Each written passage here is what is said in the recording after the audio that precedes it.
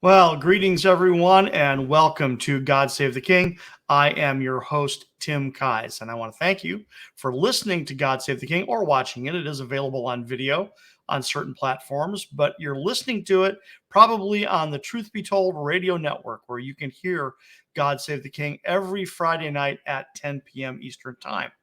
And while on one hand, God Save the King is my radio show, God Save the King is actually the name of my ministry and the name of my research project. This is an ongoing, over 30-year research project into what the nativity really would have looked like. So we engage definitely in biblical research. That is the primary source here. We are biblically orthodox.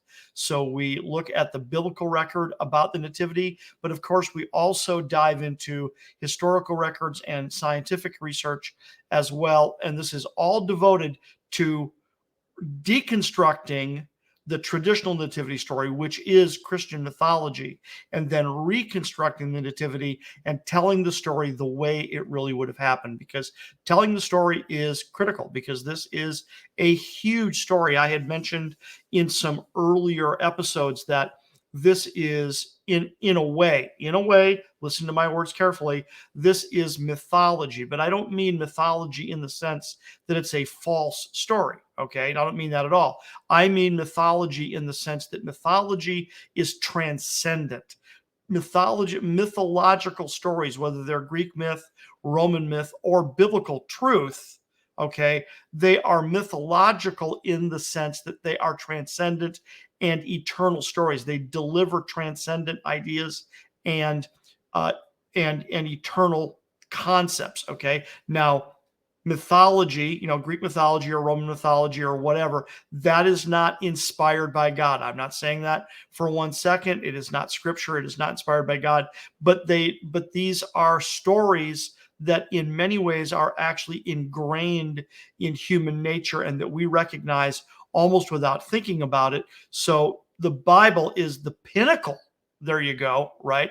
The Bible is the pinnacle of this kind of story because it is the transcendent eternal story, unquestionably. But a big part of this transcendent eternal story is when Jesus of Nazareth came into the world and began his earthly ministry. I mean, when he didn't necessarily begin his earthly ministry as a baby, but then again, yeah, he did in a way, right? We think about his earthly ministry, we think of him as an adult of about 30 years of age. But I mean, this is what's the word we want to, what's the word I'm searching for here? This is the incarnation, right? This is the incarnation of the Son of God into the world, right? So the nativity is a very, very, very important story. So truth matters. Truth matters, very simply. So I'm really sorry to burst people's bubble, but when you're looking at the traditional nativity story, that is Christian mythology, and that is not what the birth of Jesus Christ would have looked like. So God Save the King is my ongoing 30-year plus biblical research project into deconstructing the traditional nativity story and reconstructing the accurate, real, biblical, historical, and scientific nativity story as it really would have looked. So if you appreciate content like this, would you please make sure to like and follow and subscribe to my posts and videos, both on the Truth Be Told radio network sites and also on the God Save the King sites. So that means our home websites plus our social media, Facebook, YouTube, Twitch, Twitter, Rumble, stuff like that. So my home website, www.godsavtheking.org, and the Truth Be Told radio network, www.truthbetoldnetwork.org. Okay. Now remember, time to make this statement again. Okay, there are some bullet points about the nativity that remain the same. Okay, Mary and Joseph definitely traveled from Nazareth to Bethlehem. Yes, there were shepherds that found a baby in a manger. Yes, the young child Jesus and his parents were visited by wise men from the east. And yes, Joseph and Mary fled to Egypt to avoid Herod's wrath. And yes, Herod murdered all the male children in and around Bethlehem. But Joseph and Mary's journey from Nazareth to Bethlehem was not necessarily all that hazardous, right? And they probably didn't travel alone. That's not likely that that's how that happened. There's no donkey mentioned in the biblical record, and the likelihood that Mary rode a donkey, it's hard to say. 50-50. I actually believe that Mary and Joseph traveled to Bethlehem much earlier in her pregnancy than the traditional nativity story tends to indicate. So that means she actually could have ridden on a donkey, whereas according to the traditional nativity story, she rode a donkey while not only pregnant, but frankly in labor. So that's a little bit on the ridiculous side. But I happen to think that they actually traveled to Bethlehem when Mary was no more than about 4 months pregnant. So given that understanding, it is possible she could have ridden the donkey. But then again, it's also more than likely that she just walked or that she rode in a cart. Those are every bit as likely a possibility as riding a donkey. But there's no donkey mentioned in the biblical record. And that goes right to the heart of the matter, which is, are we reading the biblical record carefully, or are we giving into the curse of familiarity? Because oftentimes we have to rescue truth from familiarity. There's also no innkeeper mentioned in the Bible, right? Now, if there were an innkeeper would be a reasonable projection or reasonable conjecture, right? But there actually is no inn mentioned either. We now know that the better translation of the Greek word kataluma should be guest room. There was no room in the guest room where Joseph and Mary were staying. Also, we know he was laid in a manger, but according to Judean architecture, you don't find a manger in a stable. You find a manger in the living room of a Judean home. I know that sounds odd. We'll talk about that in more detail in a different episode. And then, of course, although the young child was visited by wise men, there weren't only 3 of them, and they weren't kings, and they didn't arrive on the night of Jesus' birth, but over 1 year later. And that's where we're going to take up today or tonight with where we left off last time, because we have been starting to talk about what I refer to as the Parthian Chronicle. I divide God Save the King into 3 major sections. Number 1 is the Judean Chronicle. So that is Joseph and Mary, their extended family, and then also the Judean governmental figures at that time, which it's not really the Hasmoneans anymore. It's Herod as an extension of the Hasmoneans, but we definitely want to lay the groundwork talking about the house of Hasmon, the Maccabees. That's critical in our story. It's critical to understanding who Herod is and how he figures into the story. But that's the Judean Chronicle. Then you have the Parthian Chronicle. The Parthian Chronicle is everything that happened to the east. The wise men, the Magi, the Parthian Empire, which at this point in time is an enemy of the Roman Empire, which is to the west. And then, of course, that's the 3rd Chronicle, which is the Roman Chronicle. I actually include Herod as part of the Roman Chronicle because he was a Roman client king. But then we also understand the Roman Chronicle is we factor in Julius and Augustus Caesar, Mark Antony, Cleopatra, all of the players on the Roman side of the story. But we are squarely in the Parthian Chronicle right now, which is funny because I didn't know this.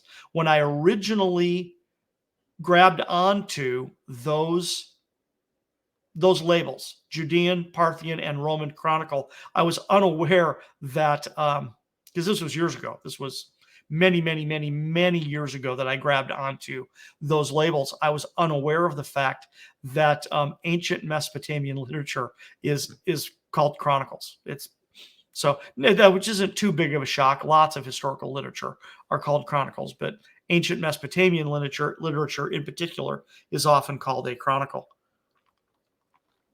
So anyway, we've been talking about the Parthian Chronicle. We've been talking about the history of the Magi. We've been talking about biblical archaeoastronomy. And I pretty much just kind of want to take up where we left off last time, because last time we talked extensively about the Assyrian Empire. And the Assyrian Empire was the empire that dominated Upper Mesopotamia from like the 14th century BC until the late 7th century BC, when they were conquered by the Babylonians. So really what we're going to get into tonight is we're going to start talking about the Babylonian and to a certain degree the Persian period, and who the Magi were in the Babylonian Empire and who the Magi were in the Persian Empire, with a specific emphasis, because what we've been going after is the background is this. We have essentially established that there existed in Mesopotamia a class of highly educated celestial observers that played a dual political and religious role in Mesopotamian culture, going back probably at least as far as 3000 BC. Wow, 3000 BC. And then if we fast forward in time, we get to the middle of the second millennium BC, not second century, second millennium BC. So roughly 1600 BC. We've already spoken about the Venus tablet of Amisaduqa, which we call it that because it was recorded during the reign of Babylonian king Amisaduqa.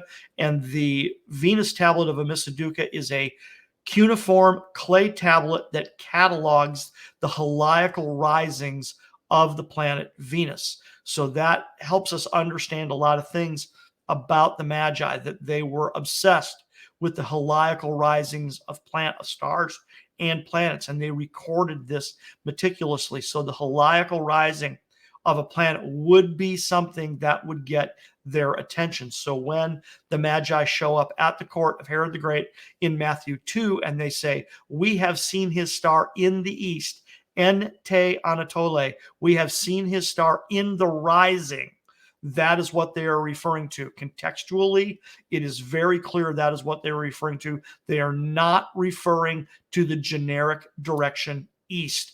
They are referring to a star in its heliacal rising, or in this case, a planet in its heliacal rising, because that is what they do. You wouldn't tell a story about an astronomer, right? And then as part of the story, cite an astronomical or astrological reference and say, "Oh, but yeah, that's not really what this is about," right? I mean, pick your metaphor. I mean, if you were, make it a sports metaphor and pick a sport. Let's pick baseball. So if a famous baseball player shows up and we're having a conversation and we start talking about, "Yeah, man, he hung that curve out over the plate." Okay, well, that's baseball terminology. Okay, we're not going to assume that we're talking about something different, right?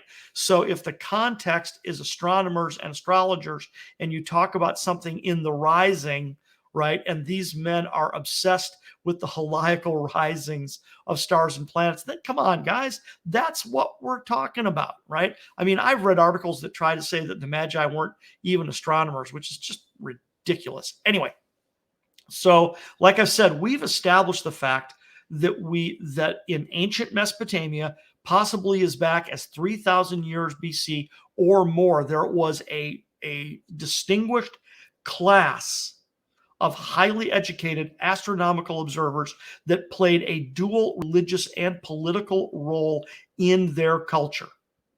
Okay, and now we've got this record in 1600 BC, the Venus tablet of Amisaduqa, and then we can also fast forward.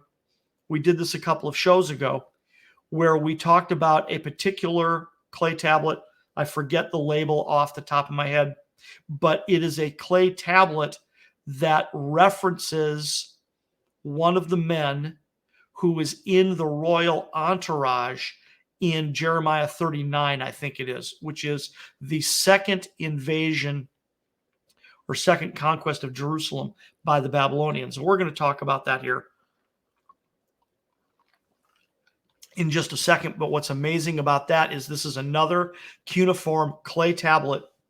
And because it is an independent record of one of the officials that was in the middle gate during the second conquest of Jerusalem, that verifies Jeremiah 39.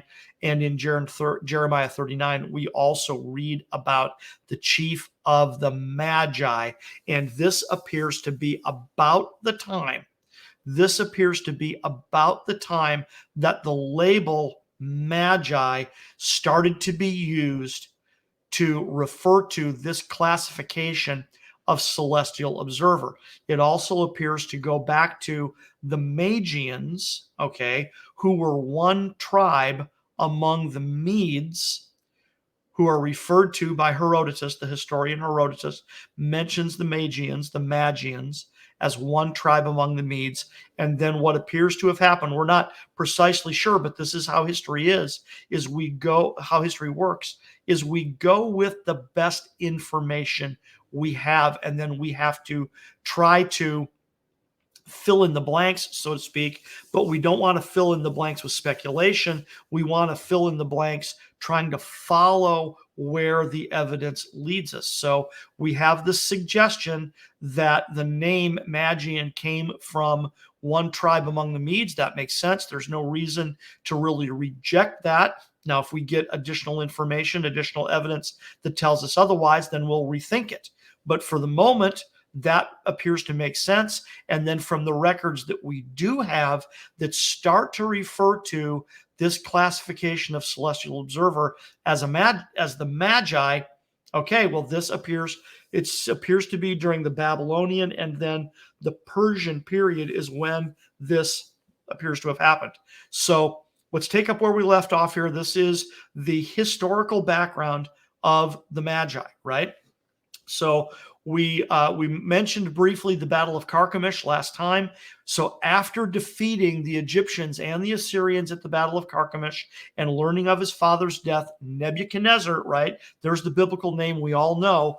Nebuchadnezzar returned to Babylon to claim his throne and to rule his domain. But on the way home, he decided to take a little bit of a detour and but just by the way, let's conquer Jerusalem, because there's this priceless golden temple that he can take as a trophy. So in August of 605 BC, Nebuchadnezzar laid siege to Jerusalem for the first time. This is the first siege of Jerusalem, and he took about 10,000 Jewish royalty and nobility and other influential citizens hostage to ensure the loyalty of the vassal king Jehoiakim. Okay, so the first wave of hostages included Daniel, Hananiah, Mishael, and Azariah. Okay, now we tend to say Daniel and then Shadrach, Meshach, and Abednego, but this is their Hebrew names: Daniel, Hananiah, Mishael, and Azariah. Okay, so and this starts a period that we refer to as, the Babylonian captivity, right? So now false prophets put Jehoiakim on an ego trip, frankly, right, to rebel against Nebuchadnezzar, claiming that God is on our side, right? Jeremiah, however, prophesied that this was the hand of God and that rebellion would bring the destruction of Jerusalem, right? But Jehoiakim listened to the false prophets and rebelled against Nebuchadnezzar, which brought the second siege, right? The second siege of Jerusalem in 597. I think I actually misspoke earlier. The second siege would have been in about 597 BCE. And an additional 10,000 citizens were deported, including Jehoiakim himself, and Ezekiel would have been taken in that captivity as well. And Jehoiachin's uncle Mattaniah was installed as the vassal king by Nebuchadnezzar, and his name was changed to Zedekiah. Now, Zedekiah repeated the pattern of rebellion, and Nebuchadnezzar laid siege to Jerusalem a third time. See, and I think I just realized that I misspoke earlier. This is the third siege of Jerusalem, not the second, okay? Laid siege to Jerusalem a third time between 588 and 586 BC, and this time the city was destroyed, the temple burned, right? And the bulk of the southern kingdom was taken captive. Now, quickly remember, the northern kingdom is already in captivity, okay? Over 100 years earlier is when the Assyrian Empire swooped in, destroyed the northern kingdom, and took the bulk of the entire kingdom into captivity, because that is what Assyrian foreign policy was you took your captives from one region and you moved them to another region of the empire, and then you took captives from a different region and you moved them into the region you just conquered, right? So what you do is you dilute and you dissimulate the local identity so they have less inclination to rebel, okay? So that had happened to the northern kingdom over 100 years earlier. So now the southern kingdom goes into captivity as well. There were more Judeans that remained behind. The northern kingdom was significantly depopulated. Just enormously depopulated. The southern kingdom was not entirely depopulated, but a big chunk of the people were taken captive, but a larger number were able to remain behind, but not in an established manner. They were very definitely nomadic at that point, right? So now, why is this important? Why is it important that we understand this? Well, this is because the Bible, in many ways, is a tale of two cities, right? One city is Jerusalem, the city of God. The other city is Babylon. And Babylon represents the city of man, right? Now, not necessarily the city of the devil or Satan, not necessarily, right? It's really the city of man, because the Bible is often widely misunderstood in this way.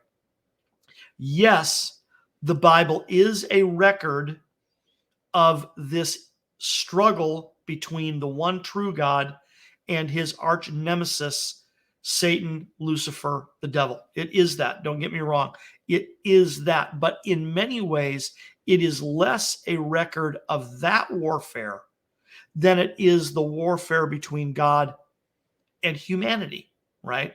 Because humanity resists God and tries to replace him, frankly, with ourself, which is de facto satanic worship, but we're the problem. So Babylon scripturally is symbolic of the city of man, right? But now, directly for our purposes, the Babylonian captivity establishes a large Jewish population outside the promised land. That's what makes this so interesting. You go all the way back to the Abrahamic covenant, and you've got this promised land, right? And then, Abraham shows up, and then he has problems of his own and for the famine, and goes to Egypt, and then he comes back, and then he has, Isaac, and then Isaac has Jacob, and then Jacob has to take off, and then Jacob comes back to the land, and then Jacob, of course, has his sons.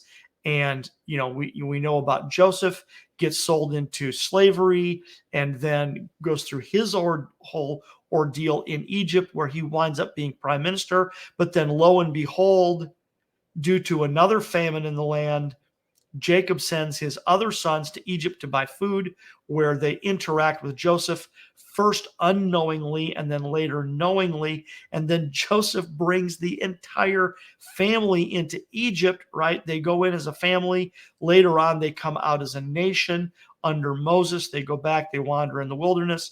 Eventually, under Joshua, they enter into the promised land. Then you go through the period of the judges.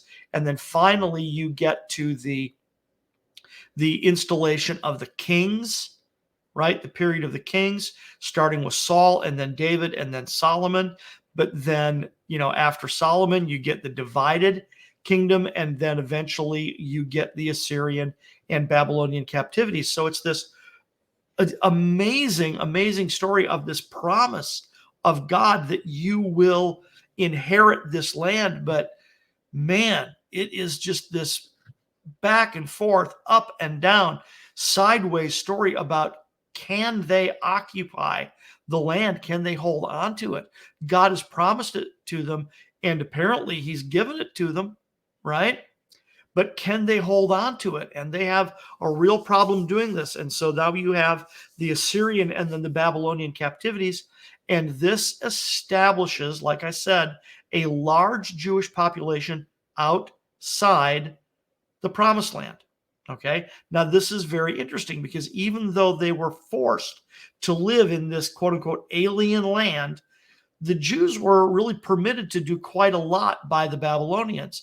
They were permitted to enter into business life, they were permitted to intermarry, and most consequentially, they were allowed to pursue their religion relatively unimpeded. Okay. So this is really interesting because this teaches the Jews how to survive in dispersion from their homeland, which is a lesson that is going to come back again and again and again because it's going to introduce practices into their religion that help them survive outside the promised land, right?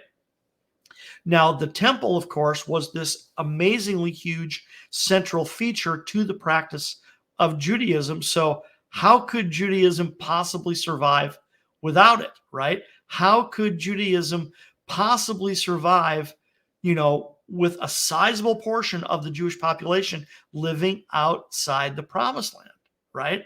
Well, frankly, Jeremiah addresses this, at least in part, when he sends this epistle, right? He writes this letter, okay, during the captivity that recognizes that you don't need to go to a central shrine to seek divine grace, right? And that it is actually, quite possible for a Jew who is hundreds of miles from the temple precincts to, be a pious Jew, right?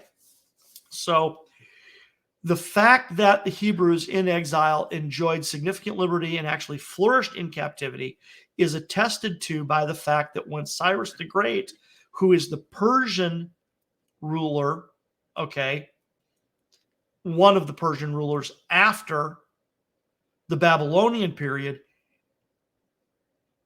he allowed the Jews to go home, but ironically, a majority of the Jews chose to remain in captivity. So there's really significant ramifications to why all this is true.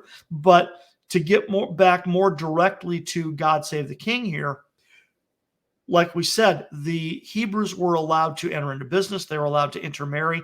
And because we know the story of Daniel in particular, right, we know that you now have Jews serving in the royal court at Babylon. Because Daniel and his three friends, they fell into the same category as the wise men when Nebuchadnezzar has this dream, and it says that his wise men can't interpret the dream, and then he gets very upset, and he is going to start executing wise men if they can't interpret his dream. The word goes out, and it gets to Daniel and Hananiah, Mishael, and Azariah that they are apparently included in this same group and that they're going to lose their heads as well if they don't come up with the interpretation to this dream, right? So that is extremely provocative to note that they fall into this same category. This is extremely provocative. And let's see if I can find it here. I didn't do my show prep quite good enough. I intended to get a particular graphic up here, and I forgot to do it. But we'll just talk about it. I won't waste my time going and chasing it down.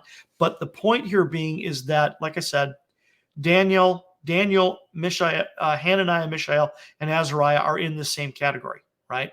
And then we know that they come through, right? They come through and they interpret the dream successfully for Nebuchadnezzar. And due to his demonstrated ability to interpret dreams, Daniel is appointed to be the chief of all of the wise men of Babylon. He is Rab-Mag. He is the head of the Magi. So now, because of, this is very critical, right? Because of the interconnection, the significant interconnection between the Jews in captivity and the Babylonian system itself, you've got to have some degree of cross-pollination here. Okay? And because of Daniel's demonstrated ability, okay, here you go, demonstrated ability to interpret dreams, that probably would have produced a couple of different reactions among the Babylonian Magi, right? One reaction would have been, of course, disdain. They would have went, oh my God, who is this foreigner? And he's not only in our court, but now you've put him in charge, and et cetera, et cetera, et cetera. And that very likely is a significant reason behind the episodes of both the fiery furnace and the lion's den, that was political retribution by other wise men going after Daniel and his friends, because frankly they were foreigners, right? And they were foreigners who were who were experiencing God's favor and doing well in the Babylonian system. Isn't that interesting, right? But then this would enrage and make jealous the other Babylonian officials. Very, very, very provocative, right? So that is one highly probable reaction to Daniel and his friends serving in the Babylonian court. But then the other highly likely reaction is, whoa, wait a second. He nailed it. He interpreted that dream. How can we deny? How can we, as wise men who, pride ourselves on being objective and intellectual and academic and seekers of truth, right? How can we not acknowledge it for what it is, right? So they fall in line. They start to follow Daniel. They start to learn from Daniel, right? So what did Daniel know? What did he know, right? What did Daniel potentially know about the stars? Now, we don't know that for sure, right? We don't know that for sure. And the only way we can figure it out, frankly, is by working backwards, right? We don't know exactly what it was he knew, but what we do know is that he would have worked within their system. He would have had access to their texts, right? He would have had access to the kind of clay tablets that we've been talking about so far, right? He may have even made some of them himself, right? Because remember when we talked about the planisphere is that one about 6-inch in diameter round clay tablet that's now at the British Museum in London, that we are figuring the one that was recovered from the library at Nineveh was probably written in about 700 BC, but we figure it's a copy of a tablet that would have been impressed about 3100 BC. But you think about that, and I'm pretty sure I've got it up on my website. So www.godsavetheking.org, and you can search for it. If not, I'll find it again and I'll repost it again because this is really cool. You can find it on YouTube if you just look up cuneiform clay tablet. Probably you'll find it, and it's an example of someone writing in cuneiform on a leather hard clay tablet, right? And it's a round tablet. It's really cool because who's ever holding it is holding it in the palm of their hand.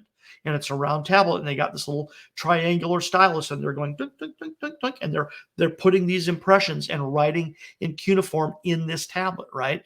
And this is what would have happened.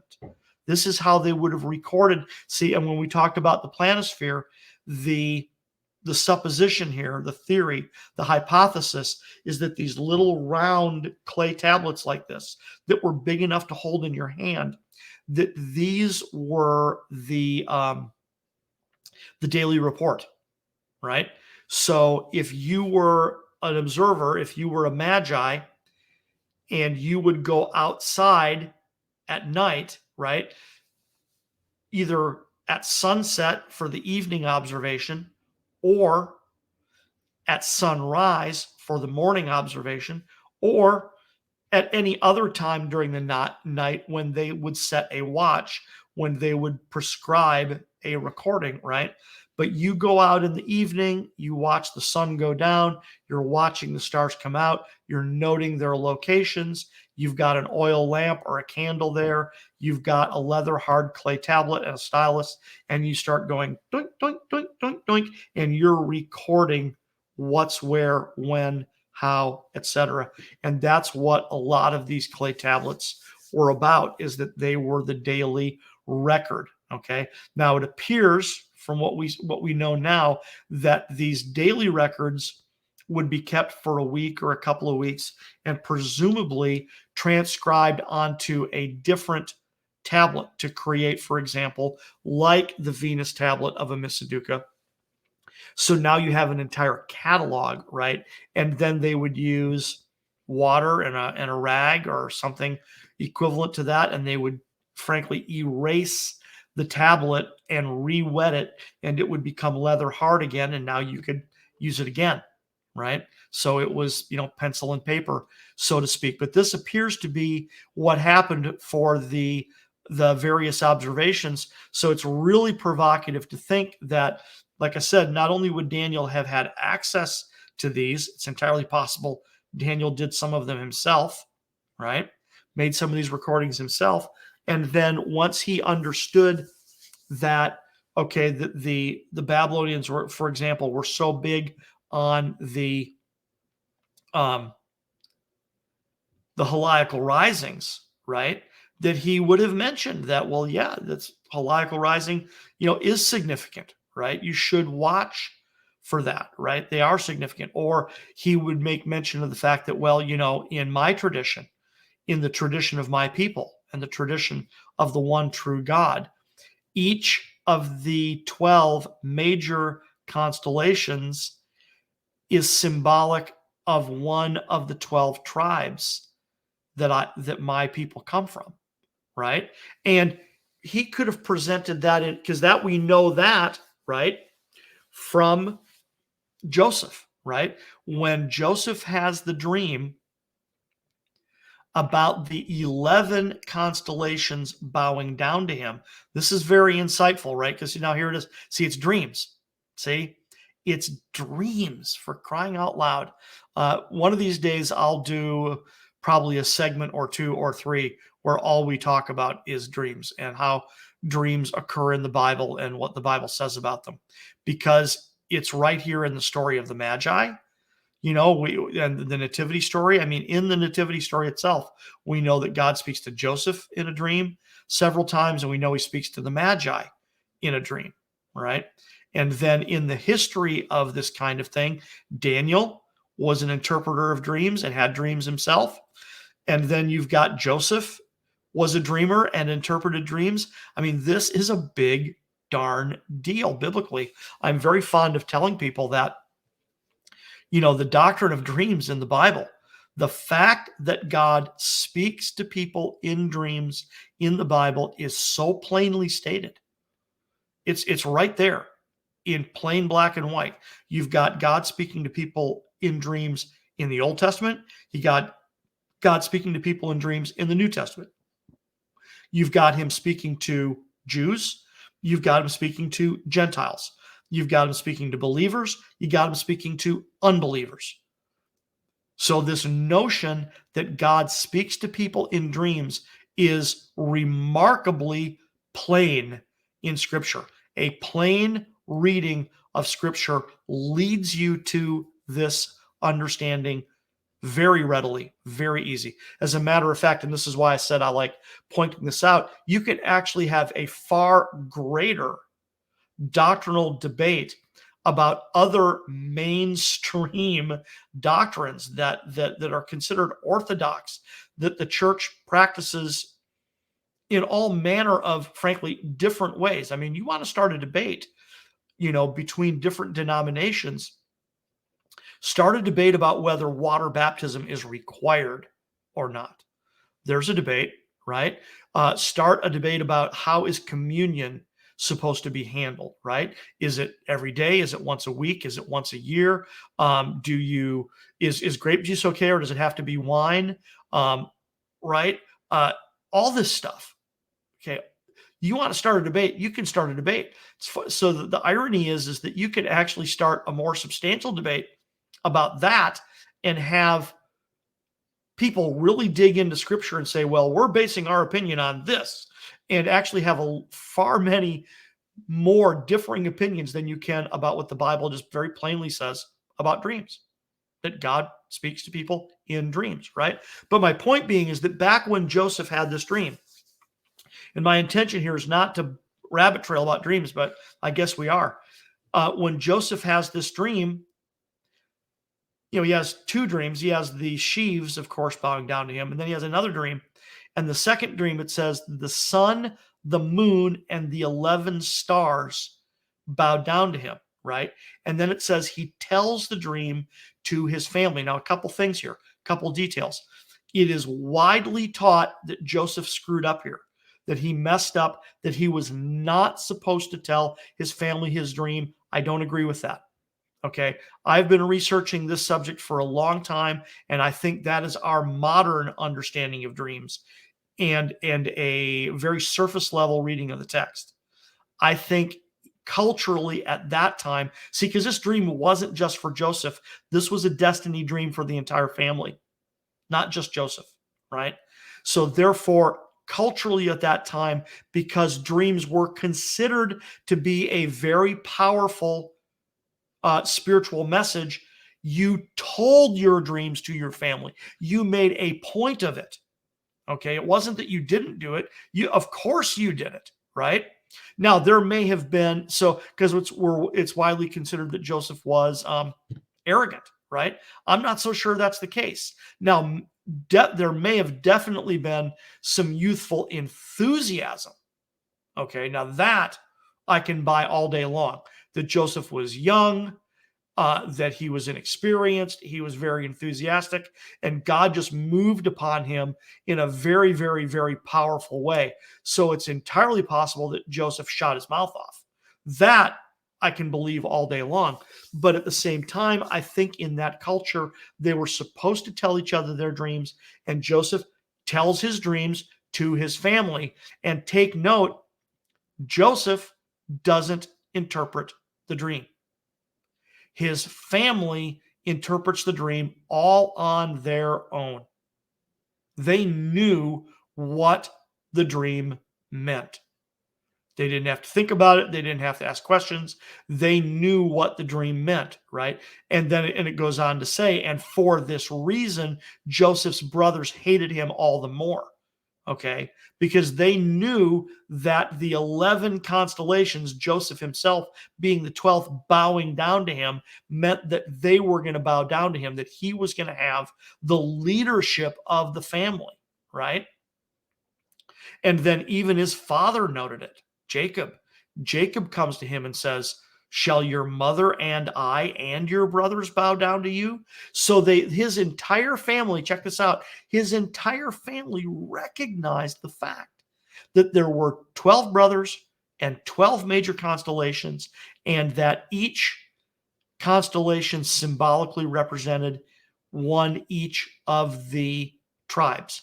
And then when you fast forward and you get to the book of Numbers and the Exodus and the wanderings in the wilderness, we also are aware that when Moses laid out the tribes on which side of the tabernacle they would reside on and pitch their tents, that the banners for each tribe was their constellation. We're aware of that. So the point being now we get back to Daniel, right? We've got these very subtle but significant references all through Scripture. And then when oh, by the way, and see, we'll do another whole show on this. When Jacob prophesies over his sons at the end of his life, there are some definite astronomical indicators in those prophecies. There's no question about it. Judah is a lion's whelp, and the scepter will not depart from Judah until a lawgiver comes. Until Shiloh comes and a lawgiver from between his feet. That is the constellation of Leo all day long, right? So, what did these men know about astronomy that we apparently don't know today? And what did they pass down to Daniel? And that now Daniel is teaching the Babylonian Magi, right? What's he telling them? What's he teaching them? So once again, now, like I said, you've got these two extreme reactions to Daniel: those that want to kill him, right? But then those who want to follow him and learn from him, right? And as we are going to see through the remainder of this episode, and then as we move into the next episode where we're going to talk about the Persian period, right? Daniel survives into the Persian period. This is really, really, really significant that Daniel survives until the Persian period and serves briefly in the Persian court until his death, right? So there is significant influence because we know that the Magi played a huge role in the Persian Empire as well, that they carried on a lot of the traditions of the Babylonian courts were not stopped. You just had a different ruling class, so to speak, right? So what did Daniel know, and what did Daniel pass on to the Magi, right? Who then 600 years later show up at the court of Herod the Great and say, right, where is he who is born King of the Jews? They knew something. They knew something to look for. And also by this point, and this is a big part of what we're discussing, when Matthew uses the label Magi to describe them, he does it in such a way that whoever he was writing to would have understood, right? I mean, he's writing a gospel. He's writing a letter to people at that time, first century believers. First century believers are going to be the ones reading this thing. So that's his primary audience. So if he writes down, and, that about the time of the birth of the Messiah in the days of Caesar Augustus, there went out a decree. Oh, that's Luke, actually. The decree that the whole world should be taxed. But, in the days of Herod the king, there came wise men from the east.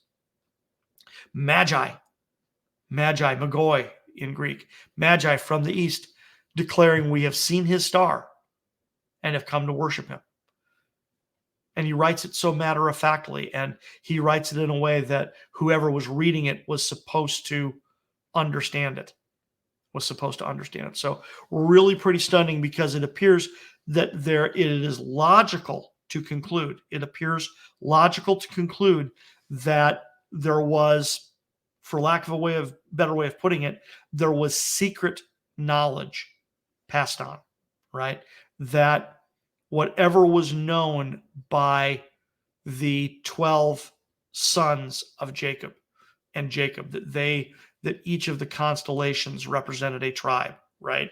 And then the fact that their tribal standard under Moses and Joshua, and that when they went into the land, their tribal standard was their celestial sign, right? The fact that, we'll do this another show on this too, the fact that there are synagogues in Egypt with the Mazzaroth laid out in the floor in ceramic tile, right? The Mazzaroth is depicted there with the Hebrew names and all that stuff. Very, very, very provocative. And it's really important that we understand this. Now, we are able to reverse engineer some of this because of what we have today, because of us, modern Christians, quote unquote, but also modern Jews for that matter, because we have the New Testament, because we have computers, because we have a far greater understanding of how astronomy works, we are able to reverse engineer some of this. as we have talked about at length, I absolutely believe that Revelation 12:1 is the sign of the birth, of the actual birth date of Christ, right? And that by interpreting that, right, by interpreting that and understanding, okay, that the woman is the constellation Virgo, that the crown is the royal tribe of Judah, and therefore Leo, the lion, right? And that the moon, she's clothed with the sun. The moon is in the middle of her body, or pardon me, clothed with the sun. The sun is in the middle of her body. The moon is under her feet.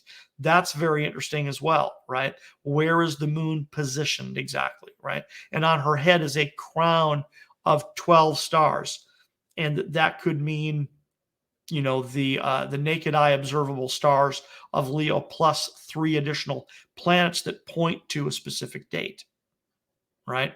So it's not absolute, okay? There's probably still more that we can learn, but the evidence nonetheless does point us in that direction. So now when we have this kind of information, like I said, right? And especially when you look at the star names, when you look at the names of the stars, right? We talked about how the the planet Jupiter in Hebrew is Tzedek, right? And then the planet Regulus. Now this is interesting because the planet or pardon me, the star. Please forgive me. I keep mixing that up there and tripping over my own tongue. The planet Jupiter is called Tzedek in Hebrew, right? Then the star Regulus, which incidentally is between the feet of Leo the lion, hence the reference in Genesis 49:10, right? Regulus is between his feet. Regulus is known as the king star. Therefore, in Hebrew, it would be known as Melech, right? So when you put Regulus and Jupiter together, you get Melchizedek. Now, that's not a coincidence. There's no way that's a coincidence. And when you research who Melchizedek was in the Old Testament, and that is confirmed to us in the New Covenant who Jesus is, that he is a priest forever after the order of Melchizedek, right? Then you have to wonder, what did Daniel know and what did Daniel tell the Magi, right? Did he tell them, we're not just looking for the king of Judea, we're looking for an eternal king, a king forever after the order of Melchizedek, and the sign that you will see. Now I'm just conjecturing this. Did he tell them that the sign that they would see would be the sign that would say Melchizedek in the royal constellation? So in other words, was he indicating that they would see the king star and the king planet in conjunction in Leo, and they would see it as part of a heliacal rising, because that was something that they were used to seeing? Did he tell them, when you see the heliacal rising of the sun, right? And Tzedek, the Hebrew word Tzedek, Jupiter, okay, Mulbabar in Babylonian, is hiding behind the sun, which that is a symbol of death and resurrection, by the way, because the planet goes behind the sun where you can't see it, and then when it pops out from the sun, that's the rebirth, that's the resurrection, right?